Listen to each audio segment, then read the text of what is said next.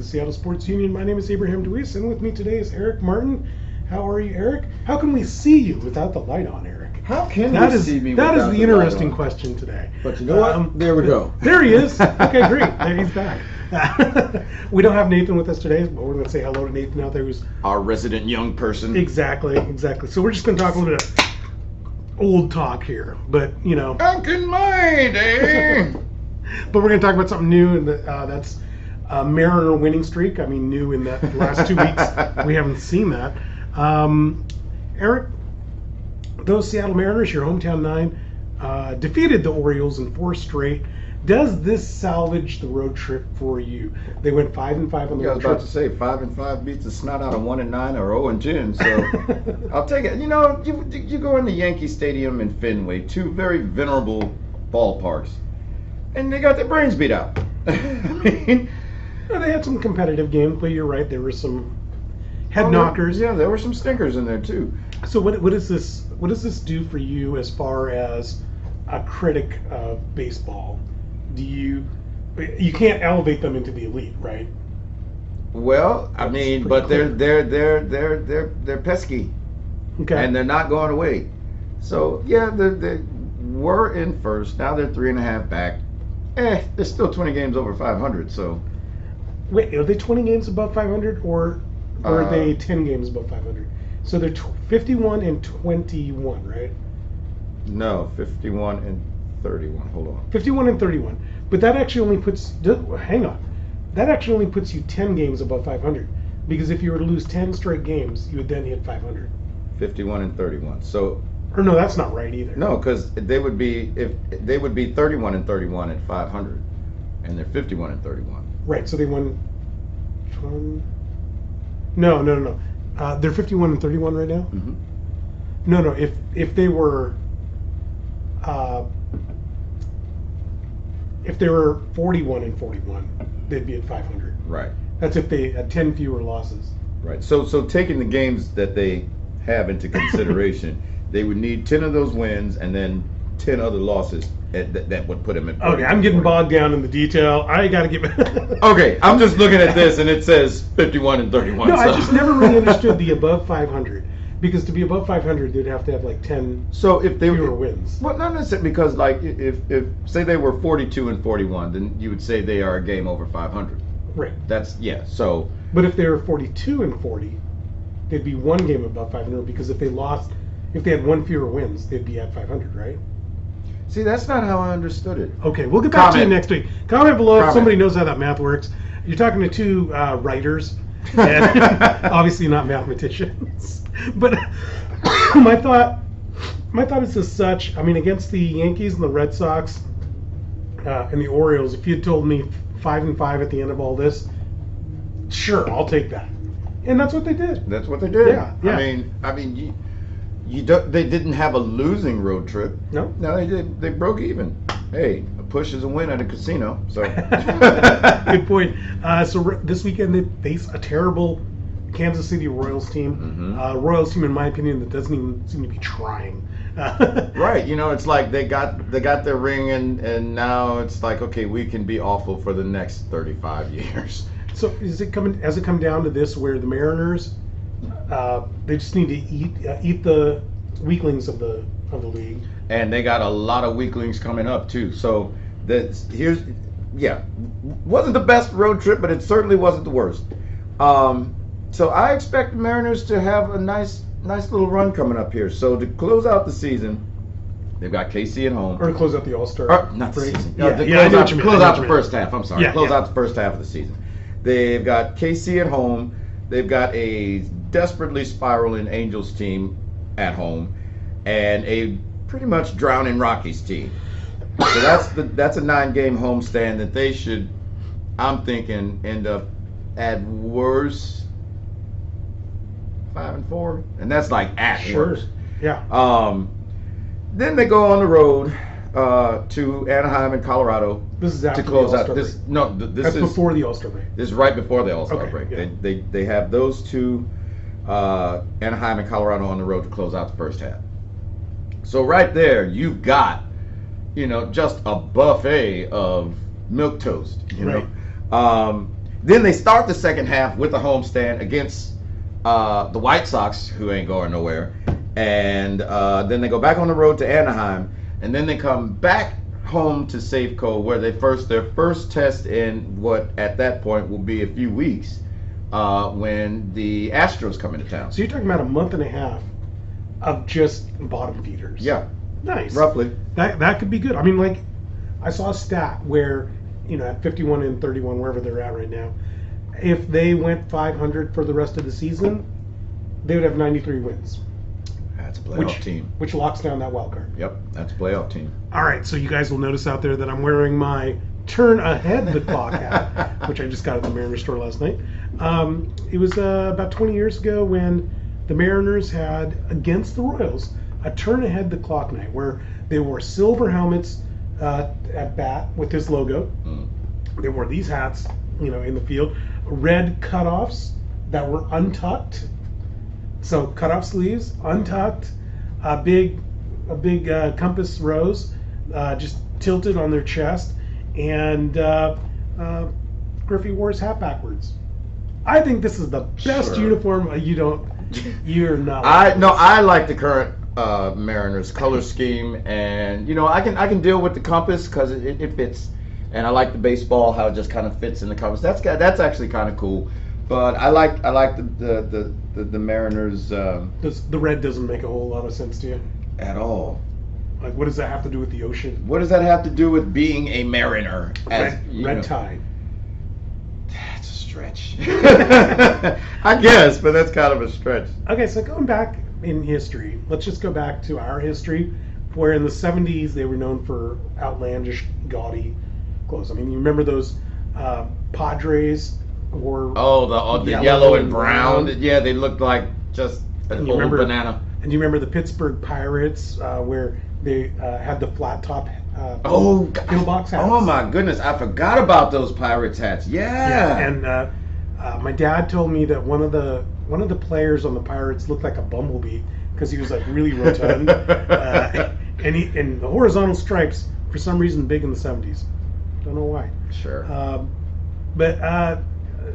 I mean, you were a Tigers fan, so you remember some of the Chicago White Sox outlandishness that was going on back then. Yeah. With the big socks across the chest and they wore shorts. Yeah. Here's the thing though, like the Tigers have been fairly consistent with their uniforms. No, Tigers and the Yankees have, but there was definitely a push to go outrageous, right? Mm-hmm. I mean, we saw powder blue enter a lot of teams' colors. Yeah, the Royals for sure, the Blue Jays for sure, the Mariners for sure. Oh, for some reason, the Phillies. I never got that one.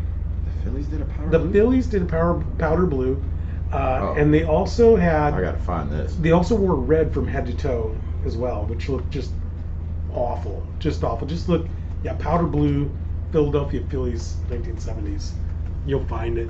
And the 80s, the Astros, do you remember the Astros had those? Oh, the Astros had the ugliest uniform. Oh, wow. Okay. That's a thing. Powder blue Phillies. Wouldn't have been my color scheme, but sure. So you know what's funny is the hat matches. This hat matches those Phillies, yeah. Yeah. So just a question for you. I mean, this all predates the era of, throwbacks and merchandising, yeah. Yeah. I mean, I get it nowadays. Nowadays, you got to have all these different throwbacks. You got to have turn ahead the clock night, etc., because you want to make money. Mm-hmm. But do you remember back when we were kids? It was just outlandish for the sake of being outlandish. It was outlandish for the sake of being outlandish, and you got to remember this was before, like, multi-million-dollar endorsement deals. Mm-hmm. This isn't Mean Joe Green in the a Coke commercial or whatever it was. So that the endorsements were just starting, yeah. Right, then we're like just starting and still hadn't just completely taken off like they have now. Now it's like who's and a part of the contract is we get this so much in endorsements and this so much as the face of the because they now agents are looking at building brands versus getting a player signed. Yeah. So now the teams are kind of jumping on, well, not now, but they have been over the past, let's say, 20 years, jumping on, or 30 even, jumping on that merchandising bandwagon. Well, see, that's what I know, and that's what all of them know. I just want to get your idea, like, what caused that outrageousness back in the 80s and 70s? Because the 80s and 70s were outrageously like that. You got to remember with the tie-dye jeans and the Swatch watch designs, and everything was just kind of like Saved by the Bell for a decade. Was baseball just trying to get hip because they were stuck in a stodgy? I mean, it used to be back in the day, you only wore white at home, and you only wore dirty gray on the road, which is what the Tigers and Yankees they still do that. But back in those days, I mean, maybe you had to differentiate yourself if you didn't have that kind of history that the Yankees and the Tigers did. I mean, you look at all the old time teams, right? They weren't doing the fancy stuff. No. It was the White Sox who were trying to, and still to this day, trying to draw flies. Right. Well, the Astros came out kind of funky too, and the Amazons were a little bit, but I think the ugliest uniform I've ever seen for any team. There's two. Remember the Orange Crush era Tampa Bay Buccaneers? Oh, the tangerine. Yeah. Uniforms. Well, I'm going to be honest. No. Oh, come on, Abraham. Would you wear it though? What? No. See, because I mean, if they were paying you to wear it, of course you would. Of course, yeah. But if you're just in Tampa for some conference or something, and you saw that jersey hanging in an airport store, would you wear it? I've worn worse, especially in the 80s. But I'm talking 2018 though. Now, granted, we're talking about the 80s and why that was. The 80s were just kind of splashy time, anyways, with the stonewashed jeans and the tie-dye stuff and all that. Remember the bandanas and the bracelets up the arm and the fat neon shoelaces. Yeah, I definitely. I did the whole when I was in high school. I had even back then I wore collared shirts, but like underneath like your collared shirt, it'd just be the flashiest, funkiest pink or orange or green, neon green T-shirt underneath it, and that was just kind of like an accessory to what you're wearing. Yep. But yeah, I was kind of dug it, and I kind of wish it would come back. It sounds like Let's move on. I was looking at the Mariners stats last night as I was writing the article for SeattleSportsUnion.com. By the way, go to SeattleSportsUnion.com and check out all our great articles.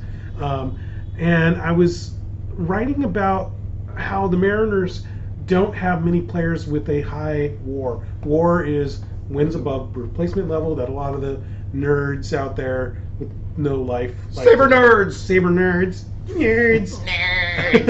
That they love. But I mean,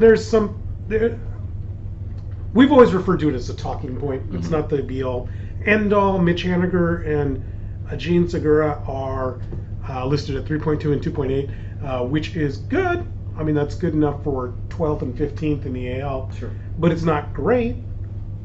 But the Mariners seem to just have a lot of guys with good stats. Well, the only person who has a negative WAR is Ryan Healy. Yep. So if you've got a team where you've only got one person with negative wins above replacement, then that's how the Mariners are winning, because they're scratching them out. Yeah, I thought it was kind of funny that maybe you can explain this to me. Zunino, who's batting below the Mendoza line, he's got a positive WAR. Why? Is it defense, or do they include defense? Must be. Okay. It must be. I mean, that it has to be. I mean, that's the catcher, and that's if you're throwing people out. That's your job. That's your job. Yeah. So, that's maybe there's a stat that measures offensive WAR versus defensive WAR and kind of splits it out that way. If there is, comment below. I'd like to see that. So yeah, that would explain that, because if he's not even batting 200. So this is Seattle Sports Union Happy Hour. We are drinking Fremont's Summer Pale Ale. In fact, could I grab another here, Eric? Gotcha. Just curious a little bit. Can you win? Thank you. Can you win in baseball with no superstar? By no superstar, I understand Nelson Cruz is a star. I know that James Paxton's a star. Yeah, I was about to say Felix is a star. Robbie Cano's a star when he comes back. But I'm talking. Hell, D. Gordon's going to be a star by the end of this season. Y'all watch.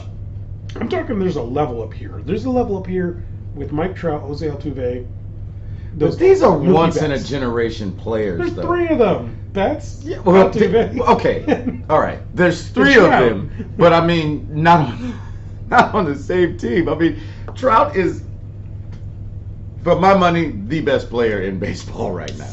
Best you ever seen? What's that? The best you've ever seen? No. The best in baseball right now. I really haven't made that assessment on Trout. Best I've ever seen, because you're gonna wait out his career, or at least get him to the 5-year mark. What is this, like his 3rd season? Fourth season. Anyway. Yeah, but I mean, let's see. Let him have a career first. Let's let him have a career first. I mean, I will definitely say he's out of the gate hot. Back on point though. My question is, can you win without a super duper star? If you've got players that play the right way and are coached the right way, whatever the right way is for your particular team and whatever era in baseball we're in. I just think back to the World Series champions. Okay, and I realize the Mariners may not be in that category. Just got to get there. But then it's name me a team that has done it without a super duper star. I'm not able to. I'm going back a couple years to the Kansas City Royals. I mean, yeah, they had some. Zach Greinke?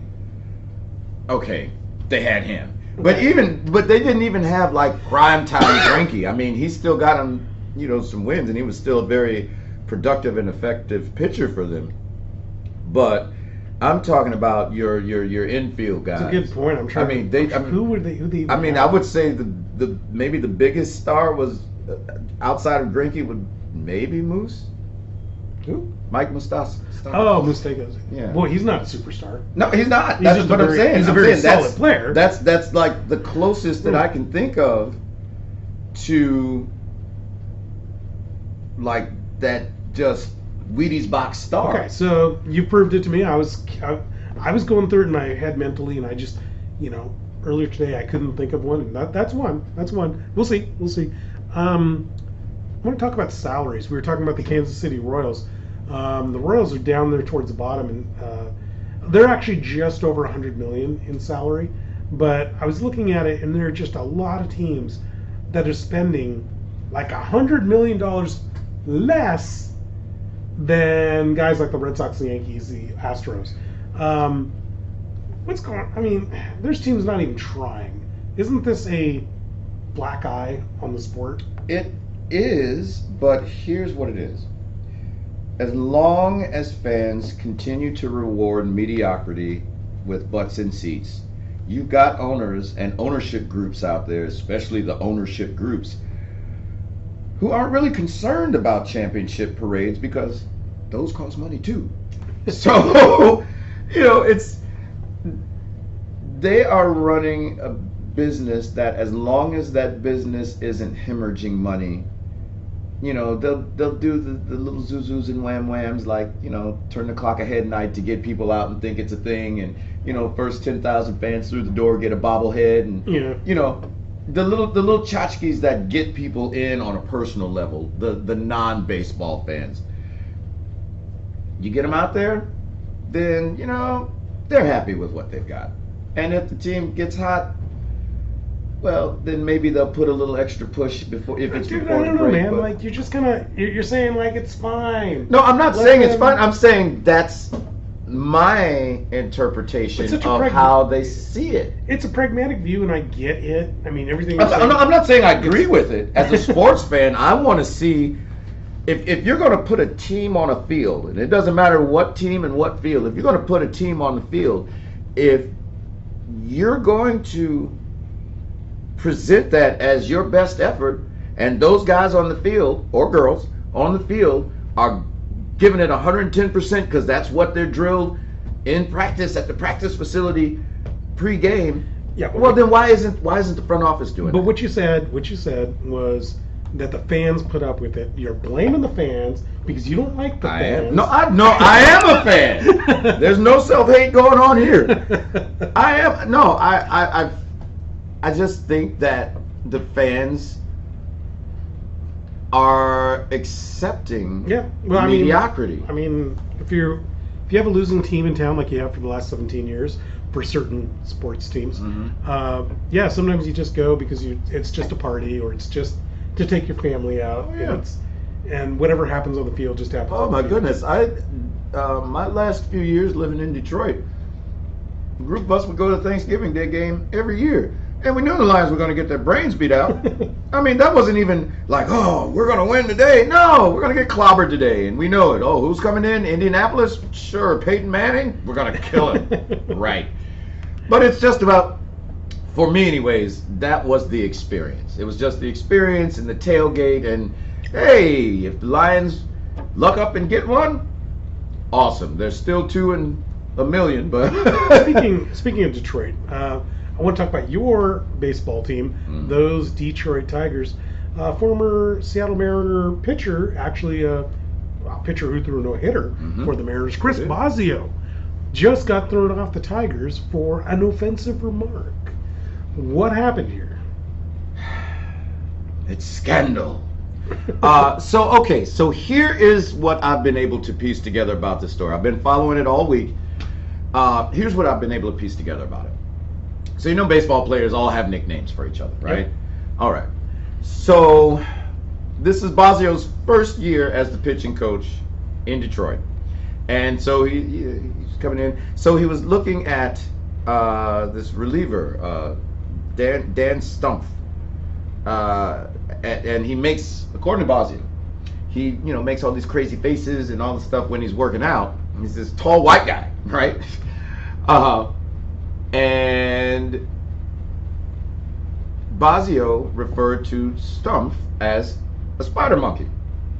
Well, a locker room attendant who I'm just going to assume is African American. He is. Okay. Yeah.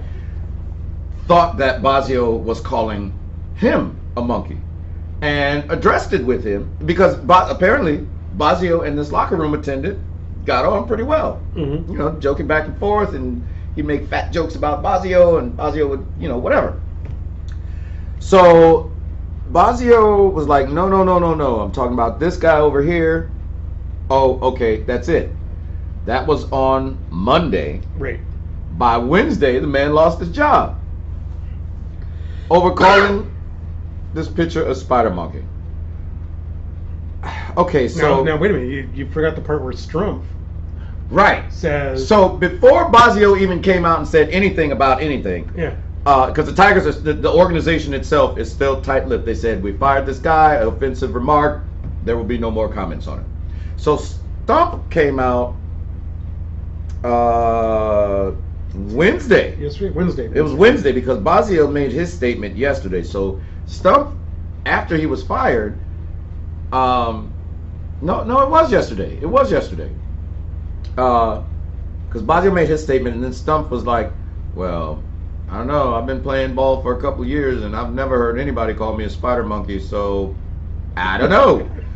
So I think there's still things that aren't being told because Bosio's considering litigation against the Tigers, this, that, and the other. Yeah, and this is one of those things, I mean, we do this in our world way too much, and in fact the internet has made our culture terrible in a certain respect, in that people rush to judgment. Well, right off the bat, first thing I thought of, like on Monday or Tuesday when I first heard about it, is like, the guy just made a mistake, and then no, the Tigers ultimately made a mistake. Yeah, then I'm like, the Tigers made a mistake, and then I'm like, wait a minute, what's going on here? Everybody's telling a different story, and now I'm starting to think there were people who already wanted Bosio fired. You know what? I was thinking the same thing. I was thinking this dude may very well have been railroaded for a reason that is nowhere near coming to light. Yep. Because, and I get it. Like, I really chewed this up because I still like Chris Bosio. I thought he had some really good things going on with a very, very young pitching staff in Detroit. I thought that, and him and Gardenhire are good buddies. And so I just thought that was going to be a really good match for a rebuilding pitching staff. Wouldn't you think, though, that the relief pitcher would have stuck up for him? Maybe. And that's where I'm curious. I'm like, maybe. Well, did he have an axe to grind with Bosio? Like maybe I don't Bosio know, was too tough, or see. Here's the thing. I'm not even sure that Stumpf was even brought into the equation. Other than, were you there? Did you hear this? Stumpf was like, no, and nobody's ever called me that to my face before, so I don't know where this is coming from. And okay, thanks, Dan. You're good to go. And here's what it is. The Tigers, we're in this era of Me Too and, respecting everyone's sensibilities and sensitivities and that kind of thing. And Major League Baseball does have an ironclad zero tolerance policy on that sort of thing. So it's like they could have either gone big and made a statement that we are absolutely not going to tolerate that thing here, and maybe Chris Bosio was just a sacrificial lamb to that end, or they keep it quiet and in-house and say, hey, man, we need to work this out, blah, blah, blah. But then it resurfaces years later and then it becomes blown up as this, they swept it under the rug kind of thing. Kind of, along the lines with a lot of situations going on in NCAA right now. Well, see, and that's what I was kind of thinking is that why didn't they sweep it under the rug? Why wasn't there some sort of the GM? Dombrowski's not there anymore, is he? No, Dombrowski's at Boston. Oh, that's right. So why didn't? So Al Avila is the GM now. Why didn't this guy bring in Bosio, the attendant, the relief pitcher, the general, or the manager and the coaches, and be like, what's going on here? Like, well, this, and we better figure this out before the reporters figure this out. Right, but what's to say that he didn't?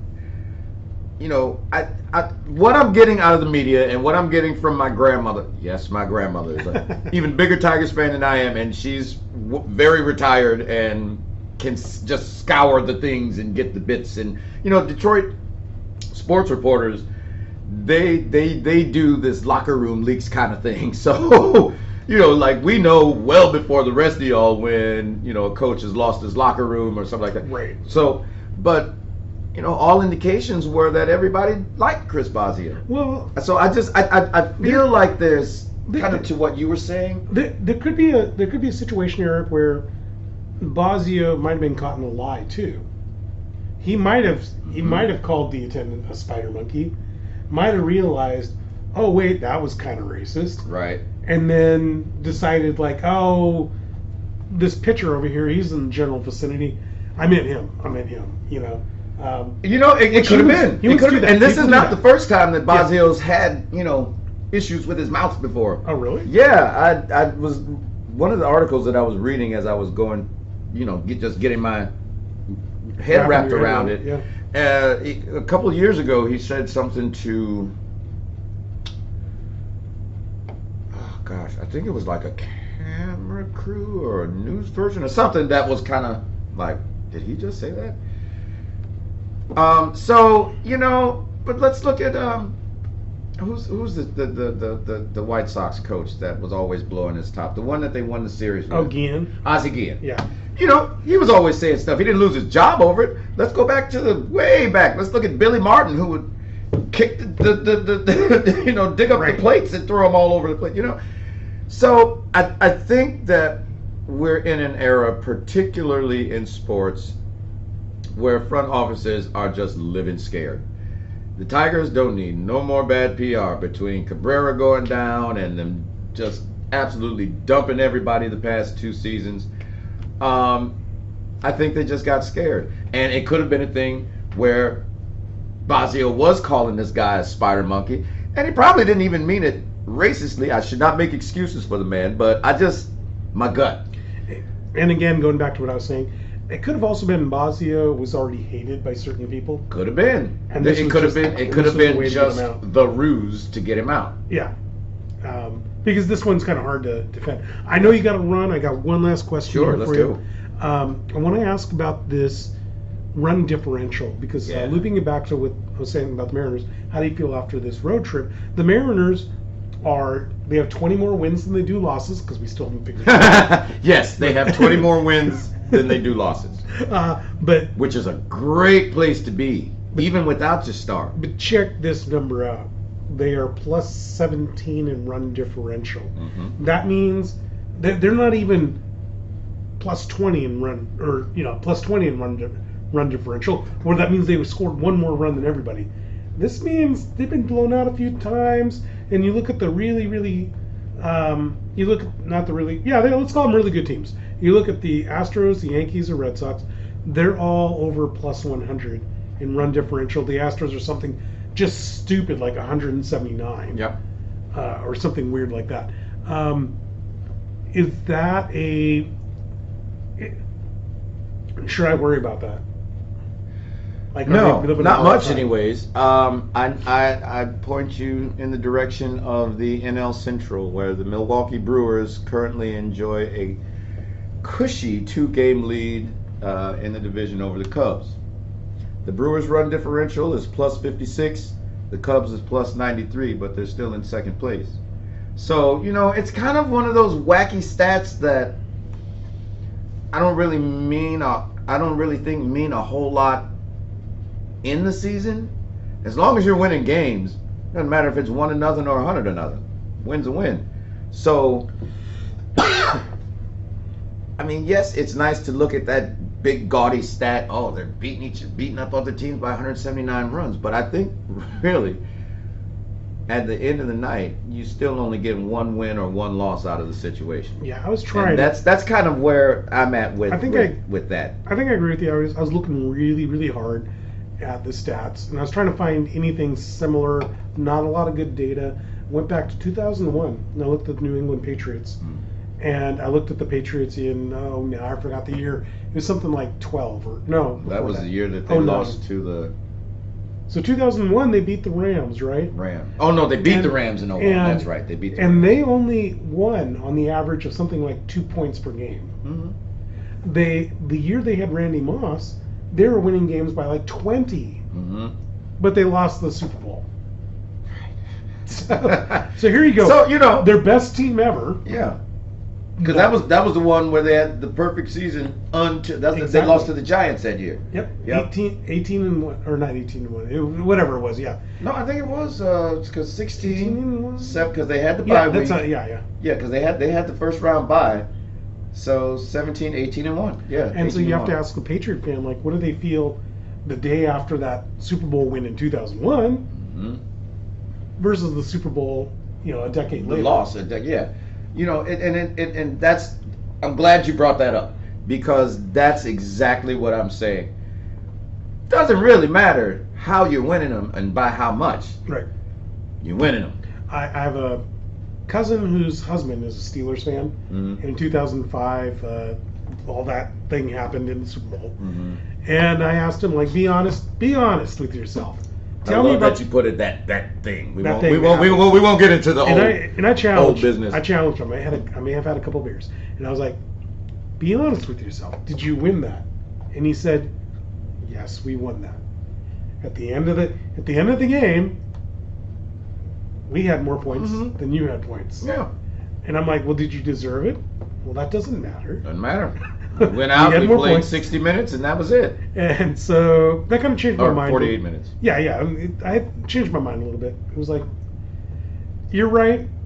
It's not your team's job to be the officials. It's not your team's job to rack up this great regular season mm-hmm. record, because that was a 9-17. Yeah. That we lost to, and your job is to take home the trophy. Yeah. And that's what they did. And that's what they did. So yeah. Speaking of taking home trophies, I know that you have a radio show that you. Is it the radio show you're running off to tonight? No. Is it the karaoke show you're running? Neither one. We don't know where he's going to. A friend of mine just started a band, and their first show is tonight. What's the name of the band?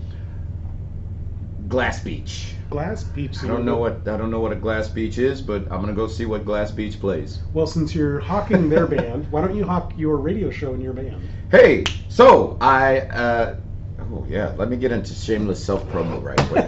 So I have a radio show. It's an internet show, so you can get it from anywhere that has internet access. It's called Eric Blue's Soul Party.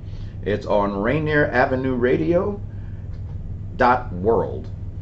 People can also find you in the various clubs with your band, right? Yes, I have 2 of them. I have an 11-piece funk band called Eric Blue and the Soul Revue, REVUE. And let's see, we're playing locally here in Seattle. We've got a show at Lo-Fi. Central Saloon on July 26th. There's so many that I just got. And how about your other band? Well, and then the other band is a blues rock kind of outfit, 5-piece called Fast Nasties. So think Motown meets Led Zeppelin or somewhere in there, and that's what you got. I believe they can get downloads of your music as well. Yes, both bands are all over the internet, all the usual internet places. So check out. We've got an album coming out with Fast Nasties on July 31st, and the Soul Revue just dropped an album into March that's still picking up steam and doing pretty well. So check out Eric Martin on his radio show. Check him out at the local events, and then also check him out here. At Seattle Sports Union. Also check out our great articles. That's at www.seattlesportsunion.com. As well, check out our great tweets at Seattle Sports U. And don't forget to like us on Facebook. Right down there. Leave your comments. Nope, keep scrolling. There you go. And subscribe. And subscribe. And hit the bell so you know when we're back. Thanks, guys. We'll see you next week. For myself, Abraham DeWeese, and Eric Martin, have a good night.